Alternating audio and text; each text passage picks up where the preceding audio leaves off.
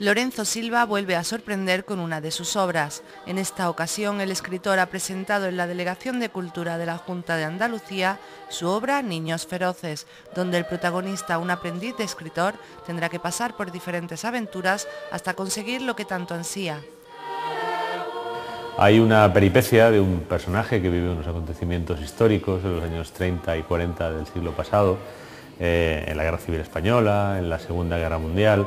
Acontecimientos que de por sí la peripecia de este personaje ya es bastante movida, es un personaje que se mueve mucho por España, por Europa, pero aparte de su historia, en el libro se van entrelazando otras muchas, se van entrelazando las historias de otros muchos personajes de aquella época y todo está contado desde el punto de vista de un joven aprendiz de escritor del siglo XXI, con lo que también nos entra la historia de este joven español de ahora mismo y todas las inquietudes y todas las situaciones por las que pasa, y en cierto modo se convierte también en un observador de la realidad contemporánea, con lo que se mezclan la historia, el presente, la actualidad, el pasado, la reflexión sobre el pasado y el presente y la manera en la que se entrelazan, o sea que es un libro en este sentido bastante lleno de historias. A mí la historia, ese momento histórico, la Segunda Guerra Mundial, sobre todo dentro de la Segunda Guerra Mundial, la lucha entre la Alemania nazi y la Rusia soviética, siempre me ha parecido un episodio fascinante, es el episodio central de la historia occidental del siglo XX, ¿no?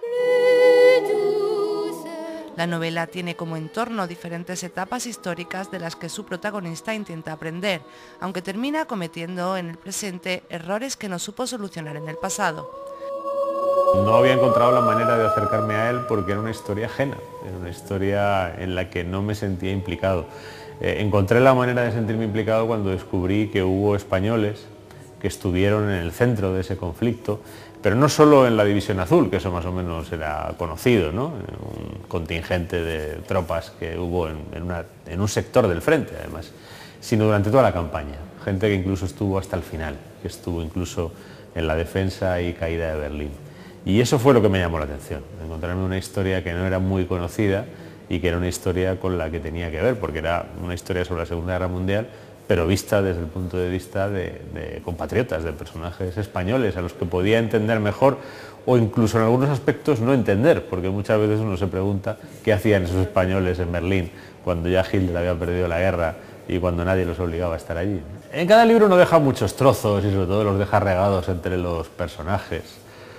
No es que los personajes te representen, no son un retrato del autor, pero sí están hechos a partir de la sustancia vital y espiritual, ¿no? O como quieras llamarla, del autor. Entonces siempre el autor está un poco repartido entre sus personajes. Pero quizá en este libro hay algo peculiar que no había hecho nunca, que es que hay muchas páginas dedicadas al oficio de escritor. En buena medida es una reflexión sobre mi propio oficio, sobre mi visión de mi propio oficio, ¿no? Cosa que no había hecho nunca, siempre había tenido mucha alergia a las novelas de escritores, ¿no? Esta vez lo he podido hacer porque he encontrado un personaje con el que simpatizo, ¿no? Porque no es un escritor realmente, es un aprendiz de escritor, eso lo hace. Creo que la empatía con él es más fácil. Lorenzo Silva ofrece una novela diferente a todas las que hasta ahora ha presentado este autor, que deja en cada una de sus historias una parte de sí mismo. Yo creo que una mezcla de, bueno, pues como es la vida, ¿no? De decepción y esperanza. De decepción porque hay ciertas historias tristes que se repiten una y otra vez. Y hay errores que los seres humanos, los individuos, las naciones, las sociedades cometen o cometemos una y otra vez. La parte de la esperanza yo creo que viene por la dimensión del arte y de la creación artística y de ese acto de contar las historias, ¿no? Que en cierto modo es una manera de comprender, de conocer y de tratar de ser un poco más razonables la próxima vez. Yo leo de todo, desde pequeño, todo lo que cae en mis manos.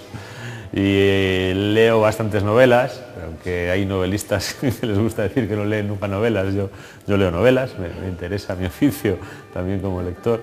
Y leo muchos libros de historia, la verdad, también.